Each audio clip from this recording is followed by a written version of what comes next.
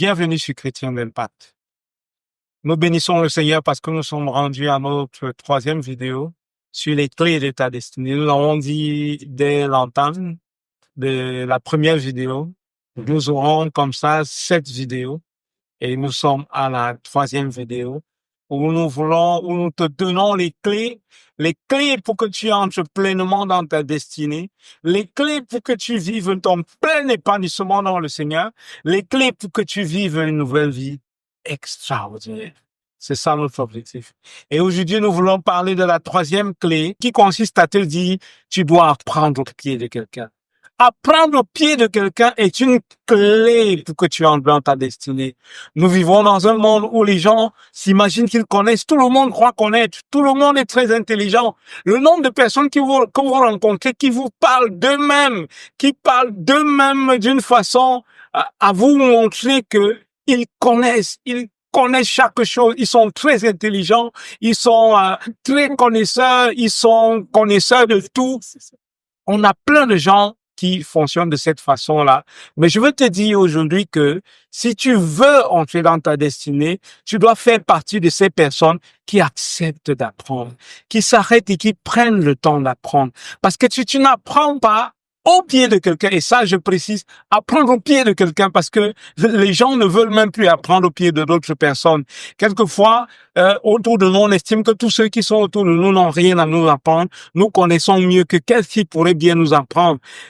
Pour peu que tu aies fait un peu d'études, tu estimes que celui qui est à côté de toi, qui n'aurait pas fait les mêmes études que toi, n'a rien à t'apprendre. Mais je vais te dire une chose, c'est que Dieu travaille également avec le fait que il te met sous des personnes auprès de qui tu dois apprendre, parce que ces personnes-là vont te donner des choses, des éléments qui te seront utiles pour que tu puisses impacter, pour que tu puisses réussir dans ta destinée et que tu parviennes à ton plein potentiel avec le Seigneur. Si tu loupes cette affaire, si tu loupes cette histoire de apprendre au pied de quelqu'un, tu auras loupé quelque chose par rapport à ta destinée. Tu ne pourras pas vivre ta destinée telle que le Seigneur attend de toi que tu la vives.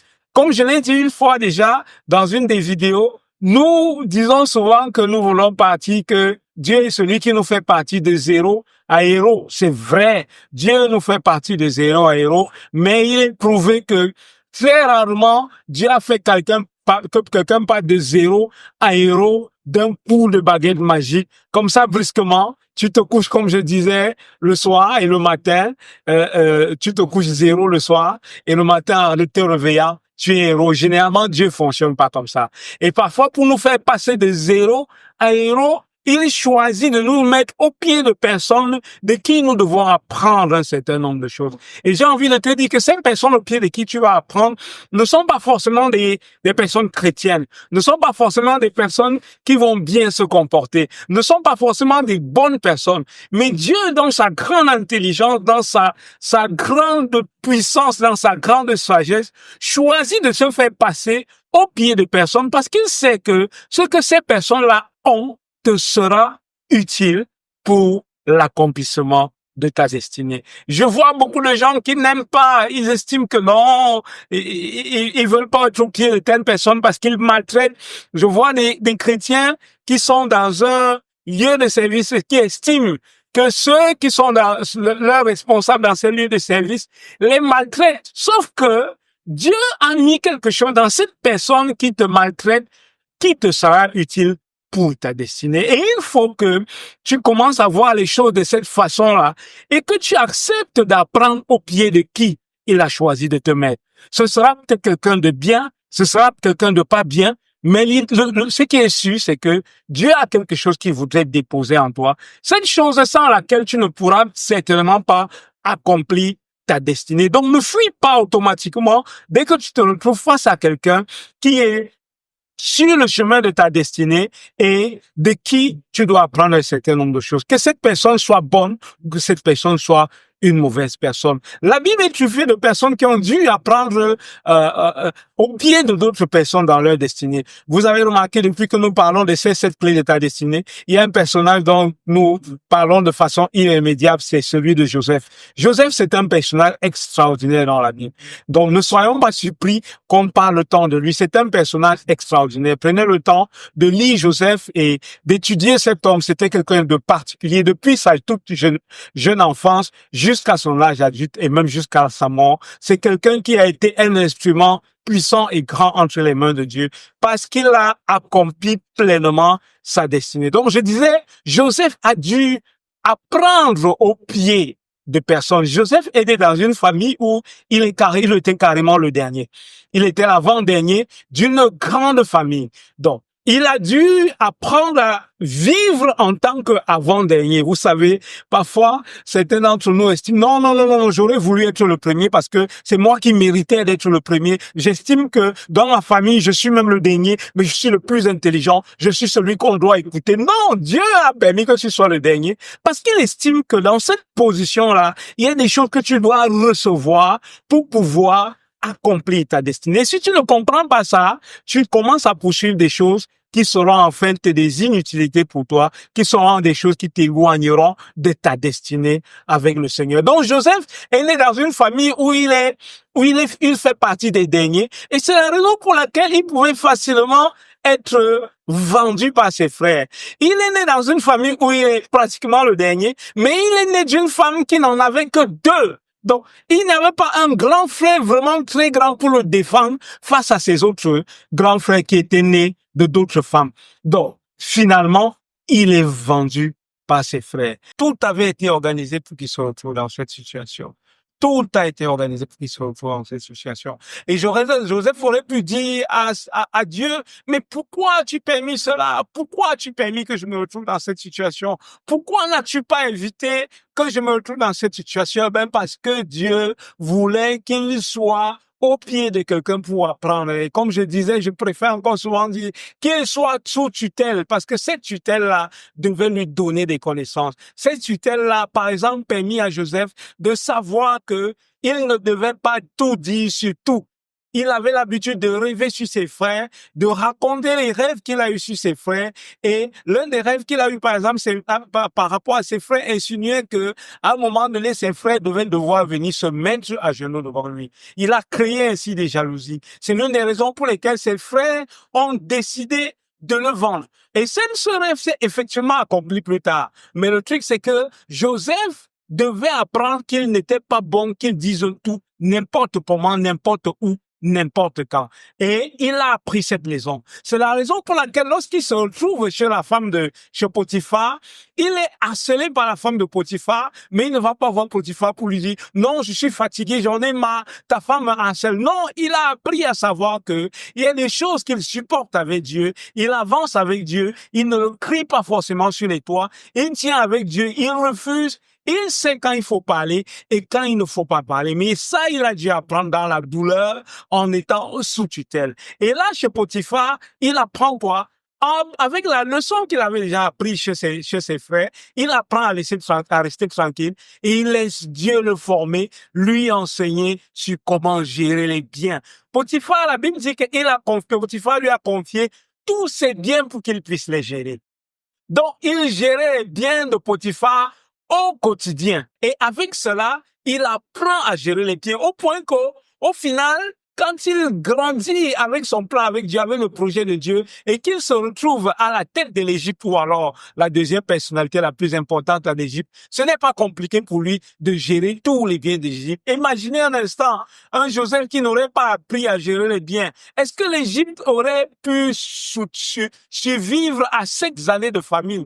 Mieux encore, l'Égypte aurait-il été la bénédiction qu'il a été pour le reste des peuples du monde? Parce qu'à cette époque-là, il y avait une famine de 7 ans et l'Égypte a pourvu à manger pour les pays environnants, pour tous ceux qui venaient en Égypte chercher ce qu'il devait manger. Mais ça a été fait parce que Joseph est passé sous tutelle et sous la tutelle dans laquelle il était, il a appris à gérer les biens. Et ce n'est pas fini là. Joseph s'est retrouvé après la maison de Potiphar, il s'est retrouvé en prison de façon injuste, où il avait un chef on les appelait les chefs de garde à l'époque. Il y avait un chef de garde qui était le chef des prisonniers, qui gérait les prisonniers, qui a tellement eu confiance en Joseph qu'il a laissé à Joseph le soin de gérer tous les prisonniers. Donc, Joseph a appris sous cette tutelle-là à gérer les hommes. Dieu a décidé de le prendre, de le mettre sous la tutelle d'un chef de garde.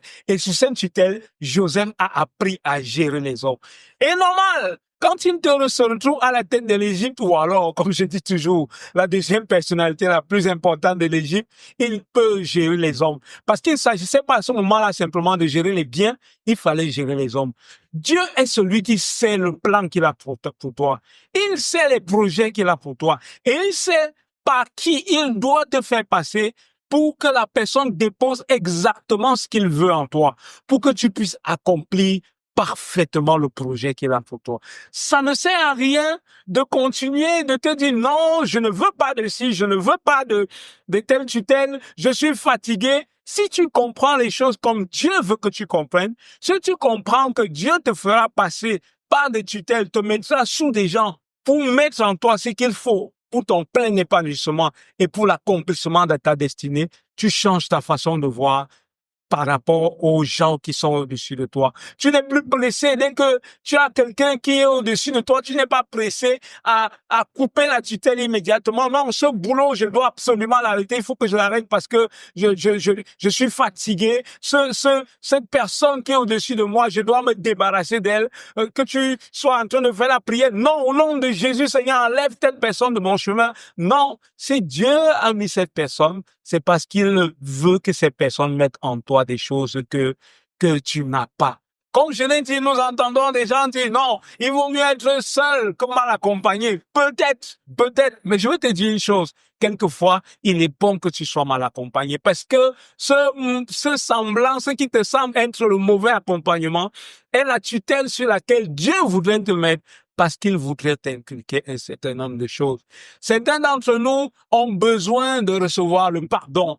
Certains d'entre nous ont besoin d'apprendre à pardonner. Et quelquefois, Dieu les met dans des situations où ils doivent apprendre ça parce que ça va les aider à grandir dans leur plan avec Dieu.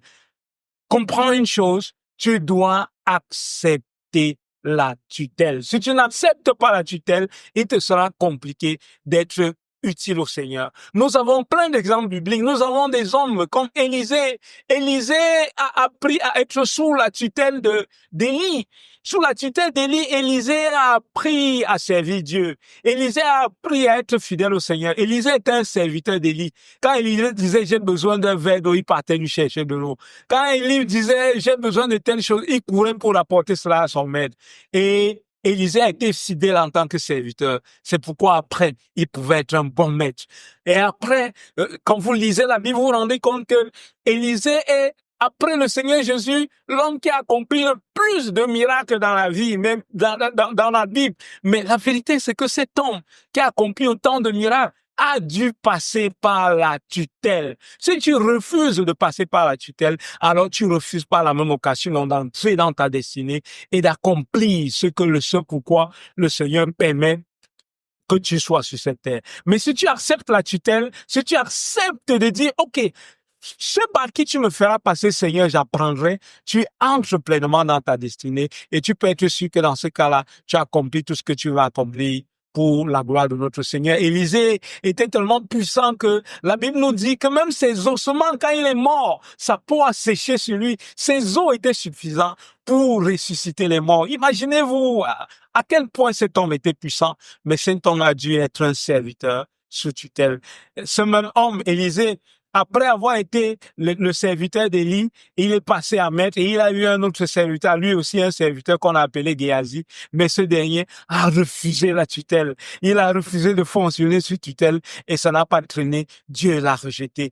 Géasi, lorsqu'on entend parler de Géasi dans la Bible, on parle simplement de cet homme qui a hérité de la lèpre de quelqu'un qui avait été guéri. Pourquoi? parce qu'il n'a pas voulu faire comme son maître lui demandait de faire. Son maître, c'était Élisée. Tu as des personnes sous lesquelles Dieu va te mettre dans le but de te transformer, dans le but de te donner ce qu'il faut pour que tu accomplisses ta pleine destinée avec Dieu. Nous sommes là en train de parler de notre troisième clé. Nous espérons que cette clé va t'être utile et que tu vas changer ta façon de voir les personnes sous lesquelles le Seigneur te met et que tu vas comprendre que Dieu te met sous des gens, pas parce qu'il te déteste, mais parce qu'il veut déposer tout ce qu'il faut en toi pour que tu accomplisses ta pleine destinée avec le Seigneur. Sois béni abondamment. Comme nous le disons, si tu veux nous contacter pour que nous t'accompagnions dans ce processus, contacte-nous à partir de ce numéro qui s'affiche au bas de l'écran, soit par WhatsApp, soit en nous appelant directement. Nous nous ferons un plaisir de t'accompagner. Sois béni abondamment. Nous te donnons rendez-vous dans la 4e clé de ta destinée. Sois béni abondamment au nom de Jésus. Amen.